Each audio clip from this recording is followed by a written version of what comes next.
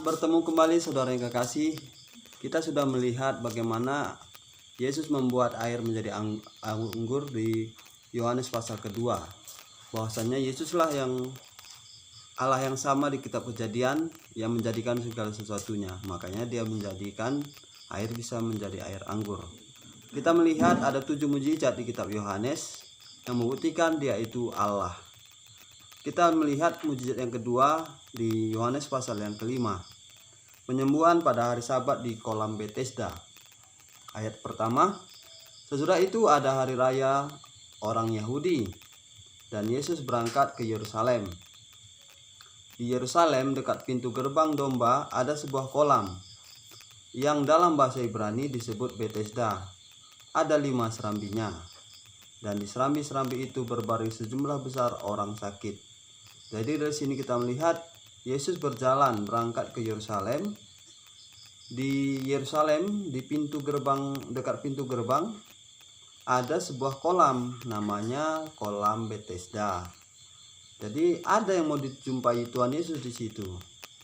Siapakah? Mari kita lihat ayat 3. Dan di serambi-serambi itu berbaring sejumlah besar orang sakit, orang-orang buta, orang-orang timpang dan orang-orang lumpuh yang menantikan goncangan air kolam itu.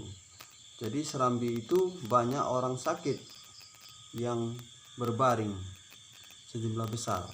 Berarti banyak orang sakit, orang buta, orang timpang, orang lumpuh. Ayat 4. Sewaktu-waktu turun malaikat Tuhan ke kolam itu dan menggoncangkan air itu. Barang siapa yang terdahulu masuk ke dalam sesudah goncangan air itu menjadi sembuh apapun penyakitnya.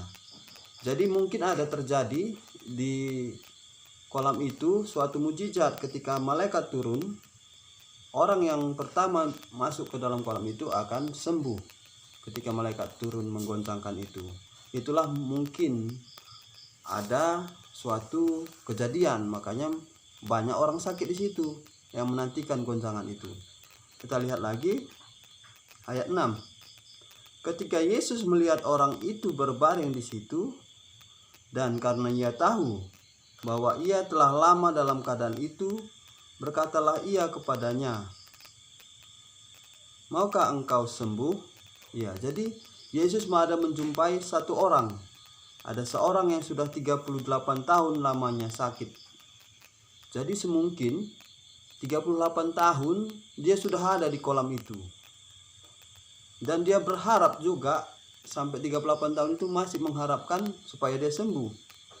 Makanya Yesus sudah tahu bagaimana harapan yang dimiliki oleh orang yang lumpuh ini selama 38 tahun. Makanya Yesus melihat orang itu.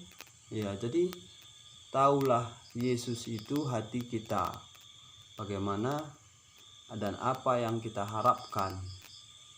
Ya, makanya Yesus bertanya kepada orang yang 38 tahun itu, "Maukah engkau sembuh?" katanya. Tapi jawab orang yang sakit itu kepadanya, "Tuhan, tidak ada yang menurunkan aku ke dalam kolam itu apabila airnya mulai goncang. Dan sementara aku menuju ke kolam itu, orang lain sudah turun mendahului aku." Lagi pertanyaan yang ditujukan kepada orang yang lumpuh tadi ternyata nggak sama yang dijawabnya. Artinya nggak nyambunglah pertanyaannya. Iya, maksud Tuhan Yesus ini supaya matanya tertuju kepada Yesus, kepada siapa yang berbicara. Maka dari itu apapun yang dijawab oleh orang lumpuh tadi, Yesus tetap tahu isi hatinya. Maka kata Yesus kepadanya ayat 8, "Bangunlah, angkatlah tilammu dan berjalanlah."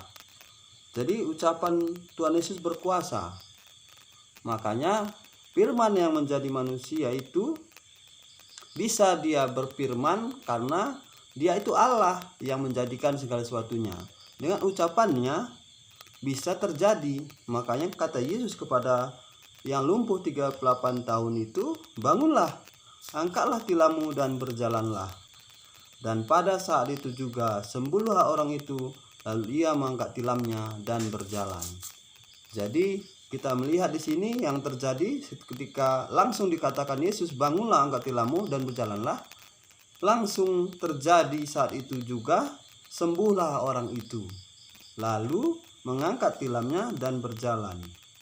Ya, di sini kita melihat bagaimana Yesus itu sanggup melakukan kesembuhan dari orang yang lumpuh 38 tahun. Kenapa? Karena dia Allah yang menjadikan Adam dan Hawa, membentuknya dan memberikan napas. Jadi dibentuknya dari debu dan tanah. Jadi yang lumpuh tadi kan dari debu tanah manusia ini. Makanya bisa disatukannya tulang-tulangnya, bisa kembali sembuh. Dan itulah pembuktian Yesus itu adalah Allah. Jadi kita tahu kekuasaan Yesus itu sanggup untuk menyembuhkan kita dari segala masalah kita dan penyakit kita khususnya. Bahwasanya dia itu Allah. Jadi Allah itu menjadi manusia. Dan kita mengerti di sini, ya, kesanggupan Allah itu tidak terbatas karena manusia pun diciptakan olehnya. Terima kasih buat pertemuan kita hari ini. Sampai bertemu di lain kesempatan. Terima kasih.